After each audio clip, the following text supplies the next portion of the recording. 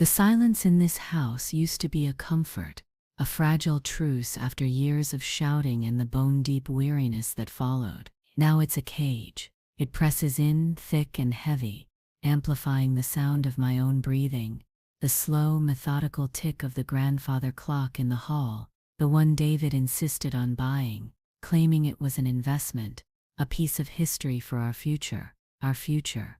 The words taste like ash. He stood right there, by the fireplace where the faint scent of long-dead logs still lingers, his face set in that look of weary finality he perfected over our last few years together. "You're too set in your ways, Eleanor," he'd said, his voice low, devoid of any real emotion, just a flat statement of fact as if discussing the weather. "You don't adapt. You don't connect anymore. You'll end up alone, you know, completely and utterly alone. There's just no space for you in the world anymore." He delivered it not as a threat, but as a simple, undeniable truth, a prophecy he was absolutely certain would come to pass, and for a long time I believed him. Why wouldn't I? He knew me better than anyone, or so he claimed.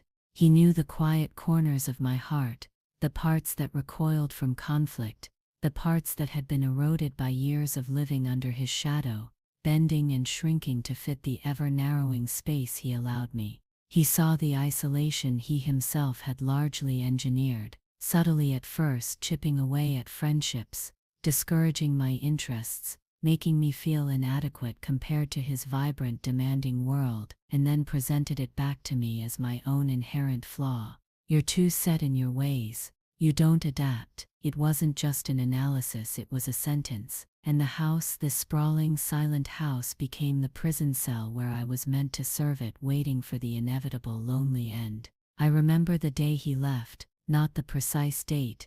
Those kinds of details blur into a haze of gray, but the feeling of it, the hollow echo of his car pulling out of the drive, the way the house seemed to sag with relief and abandonment simultaneously. Relief for the quiet, for the absence of his critical gaze and sharp pronouncements, but abandonment for the sheer, overwhelming emptiness he left behind. He took what he wanted, the antique desk, his books, the portrait of his great-aunt Mildred that I always found unnerving, and left me with the structure, the shell, and the crushing weight of his final prediction. My son Thomas called later that week. "Are you okay, Mum?" he asked, his voice tight with a concern that felt more like obligation. "Dad said you'd probably prefer to be on your own anyway." Another echo of David's narrative, already being disseminated. My daughter Sarah sent a text.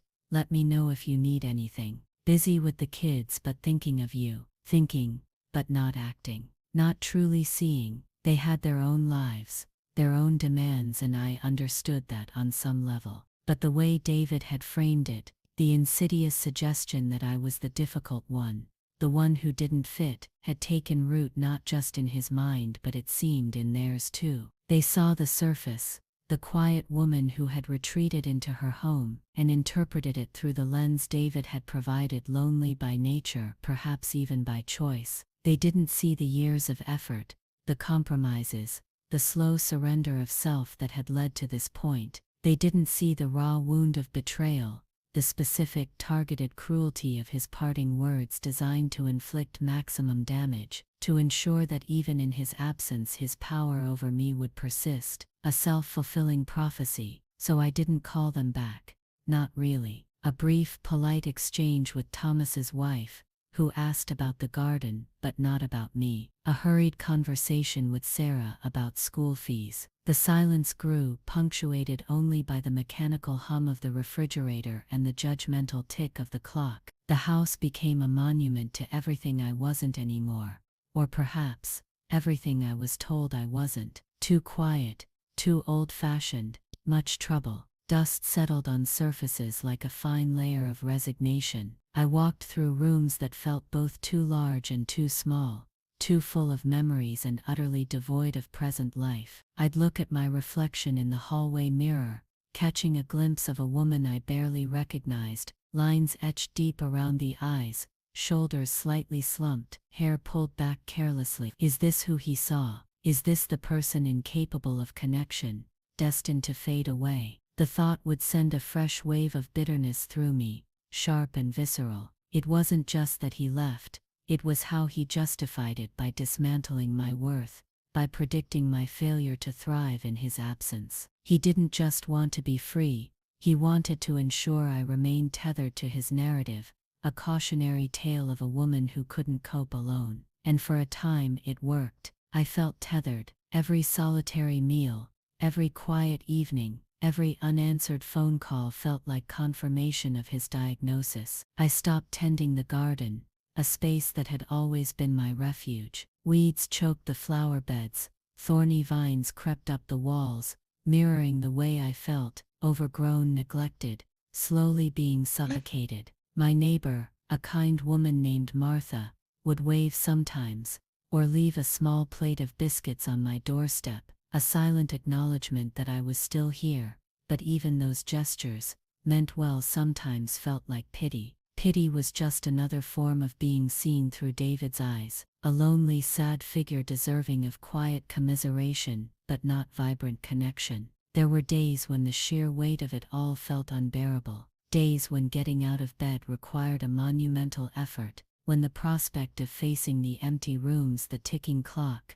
the silence was physically painful. I'd sit in the armchair by the window, watching the world outside move on, cars driving past, people walking dogs, children laughing on their way to school, a world I felt increasingly disconnected from, observing it as if through a thick pane of glass. David's words replayed in my mind, a constant insidious whisper, "You'll end up alone, no space for you." He had designed his departure to be a final crushing blow to my spirit, not just a practical separation. He wanted to ensure I understood the depth of his perceived lack of value in me, and the hardest part was admitting how close he came to being right, how the isolation he predicted felt less like a consequence of my nature, and more like a direct result of his actions, and the years of emotional attrition that preceded them. The family didn't help. Thomas called one evening, ostensibly to check in. "The old house is a bit much for you now,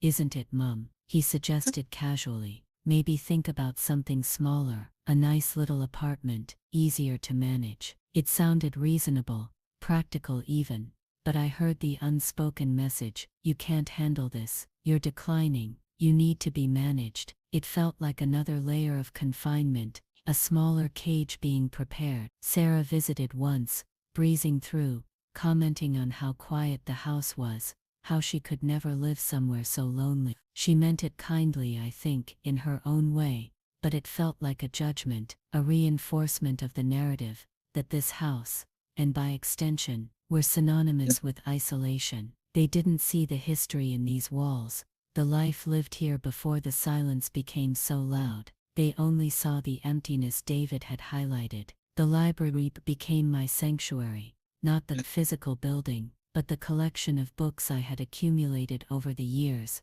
gathering dust on the shelves. I started reading again, losing myself in other people's stories, other people's lives. It was an escape, a temporary reprieve from my own reality. But even there, the silence of the house would creep in, a reminder of my solitude. I'd look up from the page and the weight would return, heavy and suffocating. It wasn't just the physical presence of being alone, it was the emotional isolation, the feeling that no one truly saw me, not anymore. David had stripped away layers of my identity over the years, leaving me feeling exposed and vulnerable, unsure of who I was without the context of being his wife, Thomas and Sarah's mother, the woman who ran this house. And when he left, that context was gone, and I was left adrift. The silence amplified the questions I was afraid to ask myself. Who am I now? What is my purpose? Do I truly have a place in the world,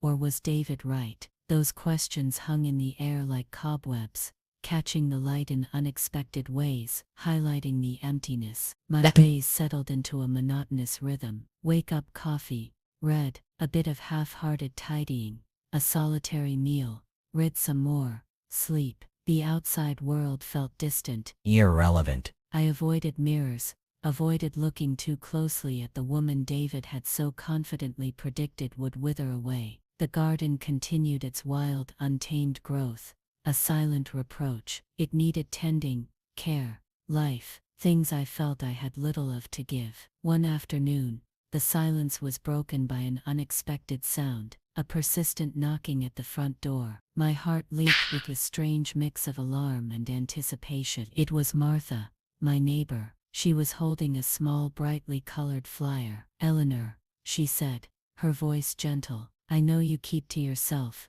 and that's fine, dear, but I saw this and thought of you. There's a new community art group starting up at the local hall. Pottery, sketching, painting. No experience necessary, just a chance to get out and try something new." And she added with a kind smile, "They always have lovely tea and biscuits." I stared at the flyer, a colorful abstract design that seemed jarringly vibrant against the muted tones of my life. My first instinct was to politely decline, to retreat back into the familiar, predictable silence of the house. "You don't adapt." David's words surfaced instantly. What would I do at an art group? I hadn't picked up a paintbrush in decades. I wasn't creative, not really. But Martha's eyes were warm and hopeful. She wasn't pushing, just offering. And something, a tiny spark of defiance deep within me, flickered to life. It was tired, this defiance, but it was there. A faint voice whispering,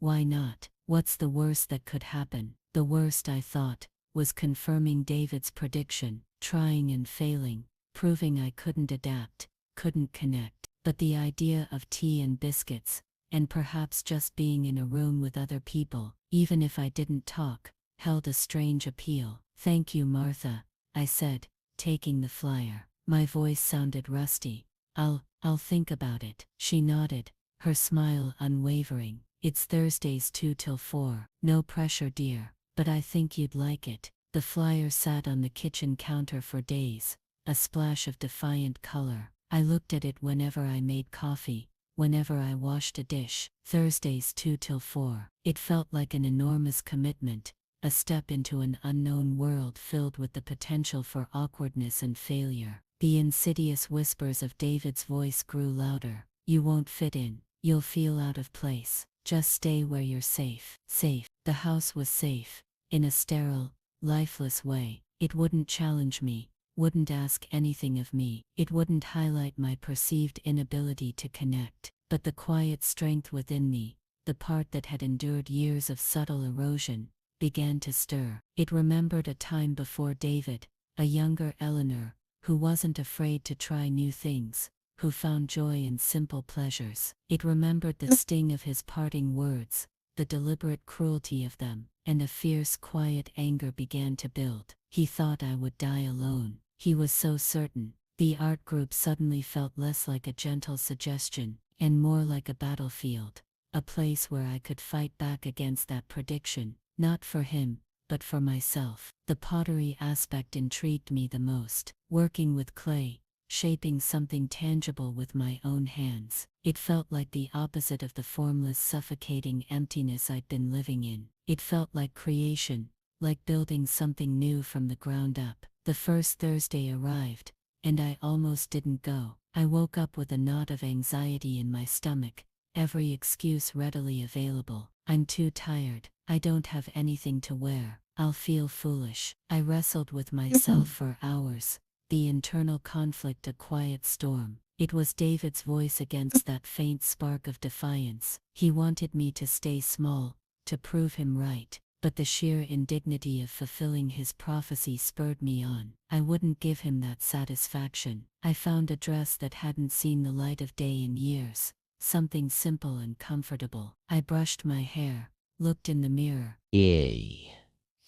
And for the first time in a long time, I saw not just the tired lines, but a flicker of determination in my eyes. The drive to the community hall felt strangely long, my hands gripping the steering wheel tighter than necessary. When I arrived, I hesitated outside the door, listening to the muffled sounds of voices and laughter within. It sounded terrifyingly alive. "Deep breath, Eleanor." I pushed the door open and stepped inside. The room was bright, filled with easels, tables covered in clay, and people, so many people. My initial instinct was to flee, to retreat back to the safety of my silent house. But then I saw Martha waving from a table in the corner, a warm, welcoming smile on her face, and next to her, a woman I didn't recognize, with kind eyes and hands already covered in clay. I walked towards Martha's table, my legs feeling unsteady. Martha introduced me to the woman beside her. Eleanor, this is Beatrice. She runs the pottery part of the group. Beatrice, this is my lovely neighbor Eleanor. Beatrice looked up, wiping clay from her hands onto her apron. Her smile was genuine, her eyes crinkling at the corners. Hello, Eleanor, she said, her voice calm and friendly. Welcome, grab a seat. Don't worry about a thing, just jump in. We're just playing around with some basic forms today. She gestured to an empty chair beside her. I sat down, feeling awkward and exposed. Everyone else seemed to know what they were doing, chatting easily amongst themselves. Beatrice didn't pressure me to talk. She simply handed me a lump of clay. Just feel it, she said. It's very therapeutic. You can't really make a mistake at this stage, just explore. I hesitated for a moment, then tentatively reached out and touched the clay. It was cool and yielding under my fingers. I began to knead it,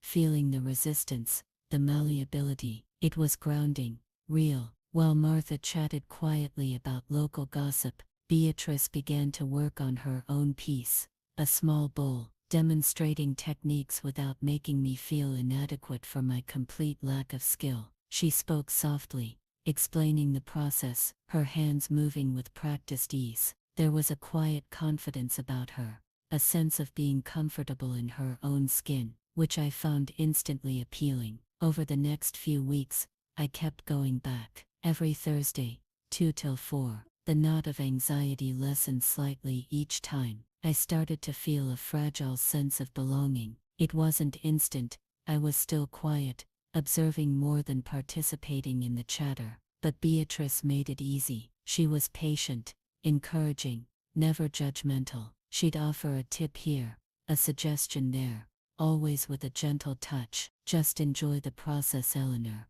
she'd say, her focus entirely on the clay. It's not about perfection. With her guidance, I managed to create a lopsided bowl, a wonky mug, a few misshapen figures. They weren't masterpieces, far from it, but they were mine, created by my own hands, brought into being from nothing. It felt profoundly satisfying in a way that reading or tidying the house never had. I started talking to Beatrice more, hesitant conversations at first, about the clay, about the techniques. She spoke about her own journey with pottery, how she discovered it later in life, how it had become her passion. She asked me about myself too, not in a prying way but with genuine curiosity. She asked about the house, about my life, before.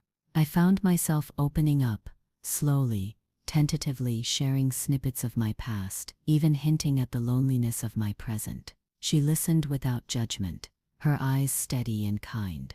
She didn't offer platitudes or advice, just presence. She never mentioned David, never asked about my husband, which was a relief. It felt like she saw me, Eleanor, not Eleanor as David's wife, or Eleanor the woman who lives alone. She saw the person beneath the layers of quiet resignation. One afternoon, as we were cleaning up, she commented on a small, abstract piece I had made, a twisted, tormented-looking shape that had emerged almost unconsciously from the clay. "That's powerful, Eleanor," she said, holding it carefully. "There's a lot of emotion in this." I felt a blush creep up my neck. I hadn't thought anyone would notice, much less understand. "It just came out," I mumbled. She nodded. "That's how it works sometimes. The clay knows things you don't even realize you're feeling." She looked at me then, really looked at me, and for a moment the silence between us was different, not empty and isolating, but full and understanding. "It takes courage, you know," she said softly, "to start creating again, especially after a quiet period." She didn't need to elaborate, she understood. And in that moment something shifted. It wasn't just about pottery anymore. It was about connection, about being seen and understood in a way I hadn't been in years. Beatrice wasn't trying to fix me or offer pity. She was simply offering a space, a medium, and her quiet support. She was the someone I hadn't known I was waiting for. Our conversations extended beyond the pottery class. We'd linger afterwards, chatting in the car park, or sometimes she'd suggest we grab a coffee before heading home. I learned more about her. She was divorced, had grown children who lived overseas, and had found solace and purpose in her art. We talked about everything and nothing: books, gardens, the changing seasons, the absurdities of life. Her perspective was refreshing, free from the weight of my own history. She saw possibilities where I had only seen limitations. She encouraged me to try new things, not just in art, but in life. She suggested I visit a local garden center, saying she knew a woman there who specialized in native plants that were low maintenance but beautiful. It seemed like a small thing, but the idea of tending the garden again, of bringing life back to that neglected space, stirred something within me. I hadn't been able to face it before. It felt too tied to the past, to David, to the neglect I had felt. But Beatrice's gentle encouragement made it feel possible. She didn't push, just offered the suggestion like a small seed. And slowly, tentatively, I started to consider it. The silence in the house hadn't disappeared, but it felt less oppressive. It was still there, but now it felt more like a quiet backdrop than a suffocating blanket. One Sunday, feeling a rare surge of energy, I drove to the garden center Beatrice had mentioned. It was bustling, full of life and color. I found the section on native plants and spotted a woman with soil on her hands, clearly knowledgeable. It turned out to be Alice, the woman Beatrice had spoken of. I introduced myself, mentioning Beatrice, and Alice's face lit up. "Ah, Beatrice, a wonderful woman. Anything for a friend of Beatrice's." Alice was just as warm and down to earth as Beatrice had described. We talked about the challenges of my neglected garden, the heavy clay soil, the areas that got too much sun or not enough. She didn't make me feel foolish for letting it go. She simply offered practical advice and enthusiastic suggestions. I left that day with a car full of small plants, bags of compost, and a renewed sense of purpose. Tending the garden became my new project. It was hard work, digging out weeds, preparing the soil, planting the small, hopeful plants. My body ached, my hands were constantly dirty, but there was a deep satisfaction in the physical labor, in transforming the neglected space. As I worked, I thought about how the garden mirrored my own life. It had been neglected, overgrown, choked by things that didn't belong. But with care and attention, it could thrive again. It wasn't too late. David's prediction echoed sometimes, especially on difficult days when the work felt overwhelming. You don't adapt. But here I was, adapting, learning, creating something new. Beatrice would sometimes come over to see the garden's progress. She wasn't intrusive. She'd text first, passing by, "Mind if I pop in for a moment?" She'd walk through the beds, offering quiet praise and sharing her own gardening experience. Her presence in the house felt easy, comfortable. She didn't fill the silence with nervous chatter. She simply existed within it, her calmness a balm. She saw the house, not as a symbol of my isolation, but as a home, a space with potential. One day, looking at the grandfather clock, she commented, "That's a beautiful clock, Eleanor, but it feels a bit heavy, doesn't it? Like it's keeping track of every single second you've been here." I hadn't consciously thought of it that way, but she was right. It did feel heavy, a constant reminder of the time passing in this quiet, lonely space. It was a symbol of David's presence, of his leaving, of the years I felt stuck. It was one of the things he'd claimed was an investment for our future, now just a monument to a future that never arrived, and a past that felt suffocating. I realized then that I didn't need it. It was a beautiful object, perhaps, but it carried too much weight, too many painful associations. It was a piece of David's narrative,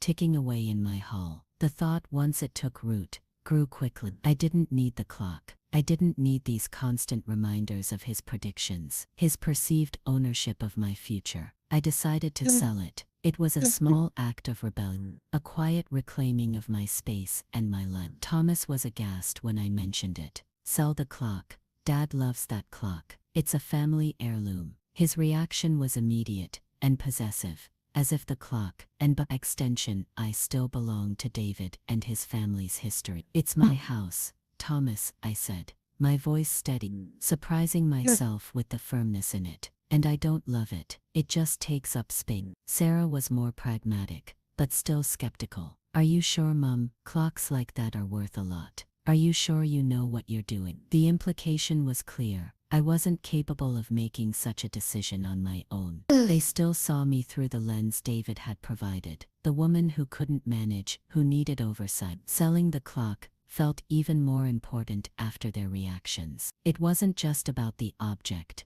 It was about asserting my autonomy, proving to myself and to them that I was capable of making my own choices, defining my own space. Beatrice helped me find a reputable antiques dealer. The process was simple, efficient. Watching the two men carefully carry the heavy clock out of the house felt like shedding a physical weight, a dismantling of one of the many small monuments to David's presence and prediction. The hallway felt lighter, freer. My relationship with Beatrice deepened. We spent more time together outside of the art group, lunches at small cafes, walks in the park, evenings talking on my patio, surrounded by the plants I was nurturing back to life. She shared stories about her life, her travels, her dreams for the future. She had a quiet strength, a resilience that resonated with me. She understood what it meant to rebuild a life after it had been irrevocably changed. There was an ease between us, a comfortable silence that was the opposite of the oppressive emptiness I had known. It wasn't just companionship, it was connection, a genuine reciprocal bond built on mutual respect and understanding. She saw the quiet woman I was, but she also saw the strength, the resilience, the parts of me that David had tried to erase. She didn't try to change me. She simply appreciated who I was, and in doing so she made it possible for me to appreciate myself again. I started smiling more. Martha commented on it. You seem different, Eleanor. Lighter. She didn't know about Beatrice, not fully, but she saw the change. I told her about the garden, about the potter. Small steps but significant. The change wasn't just external. Internally, a profound shift was taking place. David's words still surfaced occasionally, echoes in the quiet moments, but they no longer held the same power. They were just words, a reflection of his limitations, his inability to see my worth, not a definition of my destiny. The anger, the bitterness, began to subside, replaced by a quiet determination, a sense of reclaiming what had been lost. I wasn't waiting to die alone. I was living. I was creating. I was connecting. Beatrice didn't save me. She simply provided the space, the connection, the gentle nudge that allowed me to find my own way back to myself. She was a catalyst, a mirror that reflected back the strength I didn't know I still possessed. With every plant that thrived in the garden, with every lopsided pot that emerged from the kiln, with every shared laugh with Beatrice, I was dismantling David's prophecy piece by piece. I wasn't adapting to his world. I was creating my own. And in that world, there was definitely space for me. More space than there had ever been before. The fear of being alone hadn't vanished completely, but it was no longer the driving force behind my life. It was a possibility, yes, but not an inevitability. Then came the letter, official looking with a lawyer's letterhead. It was from David's solicitor. David was remarried. The letter was a formal notification, but tucked within the legal jargon was a clear message, carefully worded but dripping with intent. He needed to finalize the division of assets, specifically mentioning the house, implying it was too large, too much of a burden for me to manage alone, suggesting that selling it and splitting the proceeds would be most practical for my future need. It was the same narrative again, the assumption that I was incapable, that my future needed to be dictated by him and his lawyer. He was still trying to control me, still trying to force me into the small lonely box he had envisioned for me. The betrayal felt fresh, sharp, not just the legal maneuver, but the underlying assumption, the utter dismissal of my ability to live my own life. It was a direct challenge to the fragile sense of self I had been rebuilding. I felt a surge of the old panic, the familiar wave of inadequacy threatening to pull me under, But this time it was different. It didn't consume me. Instead, it was quickly followed by a wave of white-hot anger. How dare he? How dare he, after everything, still try to diminish me, to control my life from afar? He had walked away, predicted my demise, and now finding happiness, or whatever he found, he still couldn't resist one last attempt to exert power. I didn't retreat into silence. I didn't crumble. I picked up the phone and called Beatrice. I read her the letter, my voice trembling slightly at first, then growing stronger, fueled by indignation. She listened quietly, her presence a grounding force, even over the phone. He's still fighting the last war, isn't he? She said when I finished, her voice calm. He can't see you've moved on. He still sees the person he left behind. Her words were simple, but they cut through the noise of my fear and anger. She was right. He wasn't reacting to the Eleanor of today, the woman who was tending her garden, making pottery, building a new life. He was reacting to the ghost he thought he'd left behind, the one who would prove his prediction correct. What are you going to do? Beatrice asked, her voice gentle but firm. I looked around my living room, at the plants on the windowsill, the shelves filled with books, the empty space where the grandfather clock used to stand. This house wasn't a burden. It was my sanctuary, the place where I was finding myself again. It was filled with the promise of the future, not just the weight of the past. I'm going to fight him. I said the words surprising me with their conviction. I'm going to tell him that I'm not selling the house, that I am managing, that I have a life here, that his prediction was wrong. Beatrice didn't say it would be easy. She didn't offer empty reassurances. She simply said, "Good, you deserve to stand your ground, Eleanor. You've built something beautiful." Her belief in me was a powerful affirmation. I contacted my own solicitor, a sharp, no-nonsense woman named Miss Davy. Explaining the history, the emotional context, felt strange, but Miss Davies listened with professional detachment. "He wants to strong-arm you," she stated plainly. "It's a common tactic, but you have rights. You are not obligated to sell your home." The legal back and forth began, a tedious dance of letters and demands. It was stressful, bringing back all the old anxieties, and the feeling of being controlled. Thomas and Sarah were caught in the middle, uncomfortable. Thomas again suggested selling, appealing to practicality. "It's just easier, Mum. Less stress." Sarah worried about the cost of legal fees. They couldn't fully understand that this wasn't just about money or practicality. It was about my autonomy, my right to define my own future, free from David's narrative. They still struggled to see the quietly strong woman I was becoming. They saw the past, the easy label David had given me, but I held firm. I drew strength from my garden, from my pottery, and most importantly, from my connection with Beatrice. She didn't give me advice on the legal matters, but she listened, offered comfort, and reminded me of the progress I had made. She reminded me that my worth wasn't tied to anyone else's opinion or prediction. The tension built. David's lawyer became more insistent, hinting at court action. It was clear David was determined to get his way, perhaps seeing my refusal as a direct challenge to his authority, his carefully constructed image of the woman he'd left behind. He still needed to be right about me. He still needed me to be the lonely, incapable figure he'd predicted. But I wasn't that woman anymore. The thought of facing him, even through lawyers, was daunting. But the alternative, caving in, fulfilling his prediction, was unbearable. The quiet strength within me solidified. It was no longer a flicker. It was a steady flame. I thought about all those silent years, all the times I had bent and yielded. No more. This house was my anchor, my proof that I hadn't withered away. It was the space where I was building my new life. Finally, after weeks of legal sparring, a mediation was scheduled. I had to sit in the same room, virtually, via video conference. A small mercy with Dave. He looked older, settled, smug. His new wife was visible in the background, a younger, vibrant woman. When he spoke, his voice was just as I remembered, measured, reasonable on the surface, but with that undercurrent of absolute certainty that he was right. He spoke of the house as excessive, of my limited needs now that I was on my own,